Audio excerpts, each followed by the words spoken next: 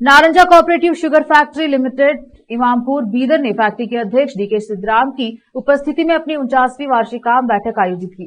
Factory के अध्यक्ष DK Siddharam ने कि फैक्ट्री को आर्थिक रूप से मजबूत बनाने के लिए फैक्ट्री में खाली पड़ी 100 एकड़ जमीन को एक निजी कंपनी को सौर ऊर्जा संयंत्र स्थापित करने के लिए पट्टे पर देने का प्रस्ताव है। उन्होंने कहा है कि एथेनॉल प्लांट जल्द ही शुरू किया जाएगा।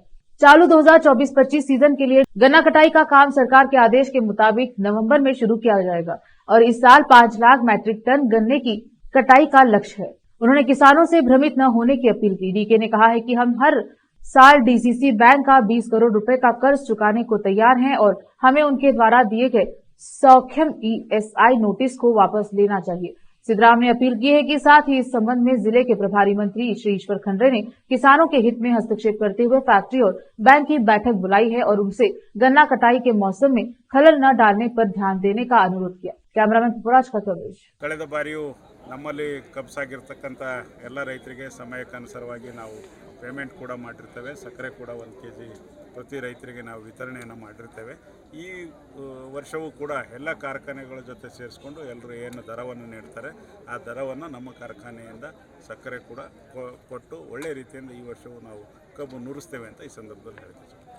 ಈಗ ಸಾಲದ ಬಗ್ಗೆ ಸಾಲ ಇದೆ, ವಿವಿಧ ಕಾರಣಗಳಿವೆ ಸಾಲ ಆಗಲಿಕ್ಕೆ. ಸುಮಾರು ನಾವು ಸಹಕಾರ ರಂಗದಲ್ಲಿರೋದರಿಂದ ವಾರ್ಷಿಕ ಮಹಾಸಭೆ ಇಲ್ಲಿ ಸೇರಿರ್ತಕ್ಕಂಥ ಸದಸ್ಯರೇ ನಮ್ಮ ದೇವರು. ಅವ್ರು ಕೈಗೊಳ್ತಕ್ಕಂಥ ತೀರ್ಮಾನಕ್ಕೆ ಅನಿವಾರ್ಯವಾಗಿ ಯಾರು ಅಧ್ಯಕ್ಷರಿದ್ದರೂ ಭದ್ರಾಗಬೇಕಾಗ್ತದೆ. ಅವ್ರು ಕೈಗೊಂಡಿರ್ತಕ್ಕಂಥ ತೀರ್ಮಾನಕ್ಕಾಗಿ ನಾವು ಹೆಚ್ಚುವರಿ ದರ ನೀಡೋಕ್ಕಾಗಿ, ಸಕ್ಕರೆ ಕೊಟ್ಟಿರೋ ಕಾರಣಕ್ಕಾಗಿ ಮತ್ತು ಬಡ್ಡಿ ಹೆಚ್ಚುವರಿಯಾಗಿ ನಾವು ಪಾವತಿ ಮಾಡಿ ಕಾರಣಕ್ಕಾಗಿ ಸುಮಾರು 800 ಕೋಟಿ ನಮ್ಮ ಸಾಲ ಆಗಿದ್ದು ಸತ್ಯ ಇದೆ. ಇದು ಯಾವುದು ಮುಚ್ಚಿಕ್ಕತಕ್ಕಂಥದ್ದಲ್ಲ, ನಮಗೂ ಆಗಿದೆ, ಬೇರೆ ಕಾರ್ಖಾನೆಗಳಿಗೂ ಆಗಿದೆ.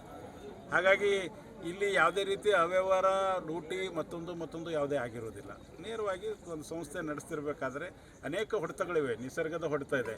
ಒಂದು ಸಾರಿ 5 ಲಕ್ಷ ಕ್ರಷಿಂಗ್ ಮಾಡ್ಬೇಕಂತ ನಾವು ಇಟ್ಕೋತೇವೆ, 1.5 ಲಕ್ಷ ಟನ್ನು ಕ್ರಷ್ ಮಾಡೋಕ್ಕಾಗಲ್ಲ, ಕಬ್ಬೇ ಇರಲ್ಲ, ಮಳೆ ಬಾರದೇ ಇರೋ ಕಾರಣಕ್ಕಾಗಿ. ಒಂದು ಸಂದರ್ಭದಲ್ಲಿ ಜೂನ್ವರೆಗೆ ನಾವು ಕಬ್ಬು ನುರಿಸಿದ್ದೇವೆ.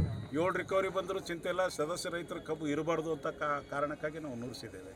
ಯಾರ್ದೋ ಒಬ್ಬರು ಕಬ್ಬು ರೈತರದ್ದು ಒಯ್ದಿಲ್ಲ ಅಂತೇಳಿ ಅವ್ರು ಕನ್ಸ್ಯೂಮರ್ ಕೋರ್ಟ್ವರೆಗೆ ಹೋಗಿ ನಮ್ಮ ಕೇಸ್ ಹಾಕಿ ದುಡ್ಡು ನಮಗೆ ವಸೂಲಿ ಮಾಡ್ತಕ್ಕಂಥ ಕೆಲಸಗಳು ಏನಾದ್ರು ನಡೀತಿರೋದರಿಂದ ಸಹಜವಾಗಿ ಸಹಕಾರ ರಂಗದಲ್ಲಿ ಲಾಭ ನಷ್ಟ ಇವೆಲ್ಲವೂ ಇದ್ದಿದ್ದೇ ಇದೆ. ಸರಿ, ಸಕಾಲದಲ್ಲಿ ಕಬ್ಬು ಕಟ್ ಮಾಡ್ಲಿಕ್ಕೆ ಸಾಧ್ಯ ಆಗ್ತಾ ಇಲ್ಲ ಕಮಿಟಿ? ನಾವು ನೇರವಾಗಿ ಹೇಳ್ತೇವೆ, ಇದು ಸಹಜಿಕದ. ಏನಾಗ್ತದೆ ಅಂದರೆ ನಮ್ಮಲ್ಲಿ ನಾವು ರೈತರು ಒಂದು ಪ್ಲ್ಯಾನಿಂಗ್ ಆಗಿ ಕಬ್ಬು ನಾಟಿ ಮಾಡೋದಿಲ್ಲ. ನಮ್ಮ ಪರಿಸ್ಥಿತಿ ಹೆಂಗದ ಅಂದ್ರೆ ಒಂದು ಸಲ ಎಲ್ಲರೂ ಬೆಳೆದ್ರು ಸೋಯಾಬೀನೇ ಬೆಳೀತೇವೆ, ಒಂದು ಸಲ ಯಾರೂ ಬೆಳೆಯಲ್ಲ. ಟೊಮೆಟೊ 200 ರೂಪಾಯಿ ಕಿಲೋ ಇದ್ದಾಗ ನಮ್ಮ ಹತ್ರ ಬೆಳೆ ಇರಲ್ಲ. ಟೊಮೆಟೊ 200 ಆಗ್ಯದಂತ ಎಲ್ಲರೂ ಟೊಮೆಟೊ ಹಚ್ಚಿದ ಮೇಲೆ ರೋಡಿನ ಮೇಲೆ ಬಿಟ್ಟಂಥ ಪರಿಸ್ಥಿತಿ ಬರ್ತದೆ. ಹಾಗಾಗಿ ಪ್ರತಿಯೊಬ್ಬರು ನವಂಬರ್ನಲ್ಲೇ ಕಬ್ಬು ಹೋಗಬೇಕು ಅಂತ ನಾಟಿ ಮಾಡ್ತಾರೆ. ನಾಟಿ ಪದ್ಧತಿ ನಮ್ಮಲ್ಲಿ ಬದಲಾಗಬೇಕು. ನಮ್ಮಲ್ಲಿರ್ತಕ್ಕಂಥ ಕಾರ್ಖಾನೆಗಳು ಎಷ್ಟು ಕಬ್ಬು ಇವ್ರು ನುರಿಸ್ತಾರೆ ಆ ಪ್ರಕಾರ ಆ ಡೇಟ್ ವೈಸ್ ಒಂದು ವೇಳೆ ನಾಟಿ ಆದಲ್ಲಿ ನಾವು 100% ತಾರೀಕು ವೈಸ್ ಅನ್ನೋದು ಕಬ್ಬು ತರಲಿಕ್ಕೆ ಸಾಧ್ಯ ಆಗ್ತದೆ. ಆ ವ್ಯವಸ್ಥೆಗಳು ಇಲ್ಲದೆ ಕಾರಣಕ್ಕಾಗಿ ಸ್ವಲ್ಪ ಹೆಚ್ಚು ಕಮ್ಮಿ ಆಗ್ತವೆ. ಆದರೂ ಎಲ್ಲ ರೈತರು ಕಬ್ಬು ತರ್ತಕ್ಕಂಥ ಒಂದು ಪ್ರಾಮಾಣಿಕ ಪ್ರಯತ್ನ ಈ ಕಾರ್ಖಾನೆಗಳು ಹೆಚ್ಚಾಗಿರೋದನ್ನು ನಡೀತಾ ಇದೆ. ಸರಿ, ಕಬ್ಬಿನ ಬೆಲೆ ಎಷ್ಟು? ಈಗಲೇ ಏನು ಹೇಳೋ ಪರಿಸ್ಥಿತಿಯಲ್ಲಿಲ್ಲ. ಎಲ್ಲ ಕಾರ್ಖಾನೆಗಳು ಸೇರಿ ಎಲ್ಲರೂ ಒಳ್ಳೆಯ ದರವನ್ನೇ ಲಾಸ್ಟ್ ಇಯರ್ ಕೊಟ್ಟಿದ್ದೇವೆ. 2600 ಒಳ್ಳೆಯ ದರ, ರೈತರು ತುಂಬ ಸಂತೋಷವಾಗಿ ಅದನ್ನು ಸ್ವೀಕಾರ ಮಾಡಿದ್ದಾರೆ. ಈ ಸರ್ನೂ ಒಳ್ಳೆಯ ದರವನ್ನೇ ರೈತರಿಗೆ ಸಿಗ್ತದೆ ಅಂತ ನಾನು ಹೇಳ್ತೀನಿ. ಆಂಧ್ರದಿಂದ ನಾವು ತಂದಿಲ್ಲ. ನಾನು ನೇರವಾಗಿ ಹೇಳಿದೆ, 3,60,000 ಟನ್ ಕಬ್ಬಿನಲ್ಲಿ ಕೇವಲ 10,000 ಮಾತ್ರ ನಮ್ಮಲ್ಲಿ ಆಂಧ್ರ ಮಹಾರಾಷ್ಟ್ರದಿಂದ ಬಂದಿದೆ. ಕೇವಲ ನಮ್ಮಲ್ಲಿ ಪಾದಪ್ತ ಕಂಪ್ಯೂಟರೈಸ್ಡ್ ಇದೆ. ಅದು ಸುಳ್ಳು ಹೇಳ್ತಕ್ಕಂಥ ನಮ್ದು ಯಾವುದು ಖಾಸಗಿ ಕಾರ್ಖಾನೆ ಇಲ್ಲ, ಜೇಬು ವ್ಯವಹಾರ ಇಲ್ಲ, ಏನಿದ್ರು ಬ್ಯಾಂಕ್ ವ್ಯವಹಾರ. ಹಾಗಾಗಿ ಲಾಸ್ಟಿಗೆ ಕಂಬಿದ್ದಾಗ ನಾವು ತರ್ತೇವೆ. ಸಹಜಿಕದ ಅವ್ರ ರೈತರು ಅನುಮತಿ ಮೇರೆಗೆ ತರಬೇಕಾಗ್ತದೆ. ಇನ್ನು ಈ ಬೇರೆ ಬೇರೆ ಕಾರ್ಖಾನೆಗಳು ಲಕ್ಷಾಂತರ ಟನ್ ತಂದಾರ, ಬೇರೆ ಮಹಾರಾಷ್ಟ್ರದಿಂದ ಮತ್ತೊಂದು ಕಡೆದು. ನಾವು ಬರೀ 10,000 ತಂದೇವೆ. ಈ ಸಲ ನಮ್ಮ MD ಅವ್ರಿಗೆ ಹೇಳಿನಿ, ಲಾಸ್ಟಿಗೆ ಕಬ್ಬು ಕಂಬಿದ್ರು 1 ಲಕ್ಷ ಟನ್ ಆಂಧ್ರದಿಂದ ತರ್ರಿ, ನಾವು ಈ ಸಲ 5 ಲಕ್ಷ ಕ್ರಷ್ ಮಾಡಬೇಕಾಗ್ಯದ ಅಂತ ಒತ್ತಡ ತರ್ತಾ ಇದ್ದೀನಿ.